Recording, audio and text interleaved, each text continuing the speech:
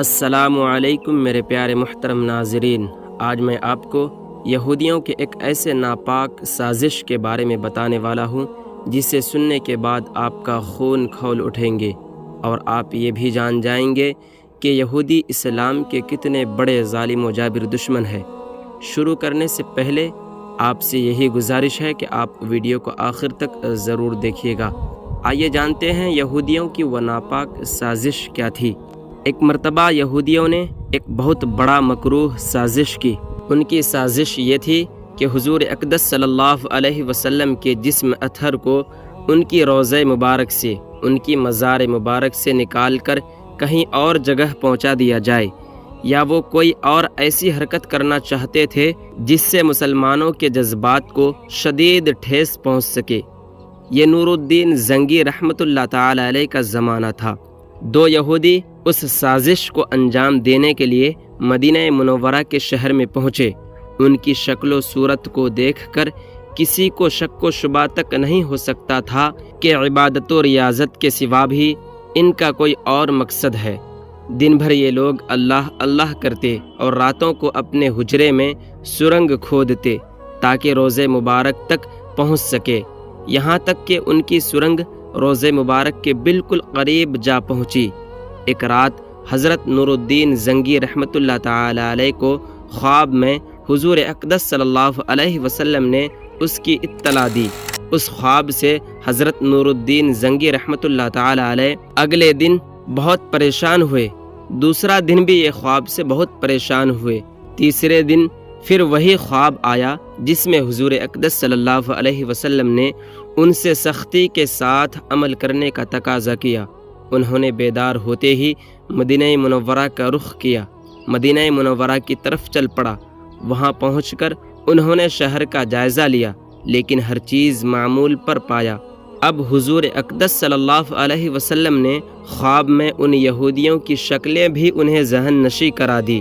دوسرے دن نور الدین زنگی رحمۃ اللہ تعالی علیہ نے مدینہ شہر کے باشندوں کی دعوت کا انتظام کیا اور حکم دیا کہ کوئی شخص بھی دعوت میں شرکت کیے بغیر نہ رہے، ہر شخص کو اس دعوت میں شرکت کرنا ہے۔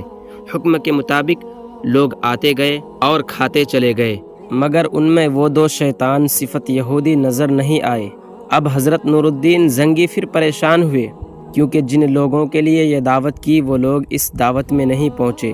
پھر حضرت نور الدین زنگی نے دعوت کے لوگوں سے مخاطب ہو کر کہا کہ کوئی شخص شرکت کرنے سے باقی تو نہیں رہا؟ ایک اہلکار نے کہا، آقا پورا شہر تو آ گیا ہے، البتہ دو عابد و زاہد افراد شامل نہ ہو سکے، کیونکہ وہ ہر وقت عبادت و ریاضت میں مصروف رہتے ہیں، انہیں کوئی دعوت اپنے ذکر الہی سے نہیں روک سکتی۔ سلطان نے کہا، سبحان اللہ، کیا شان ہے ان کی، ہم خود ان کی زیارت کریں گے۔ حضرت نور الدین زنگی نے ملازمین کے سروں پر مختلف کھانوں کے خوان اٹھوائے۔ سلطان ان کی طرف روانہ ہو گیا۔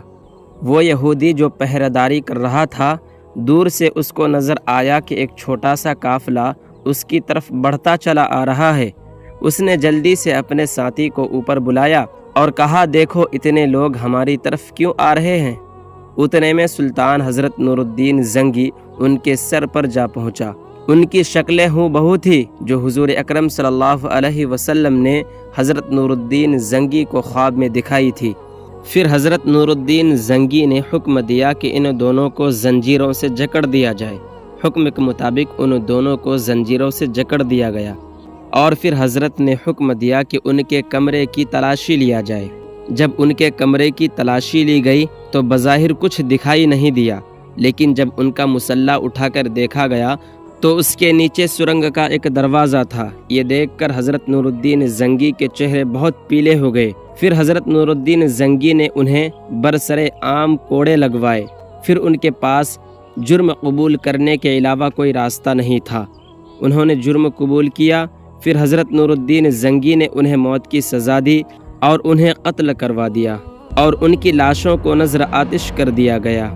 یوں وہ اپنے کیفر کردار کو پہنچے اور یہودیوں کا وہ ناپاک سازش ناکام ہوا۔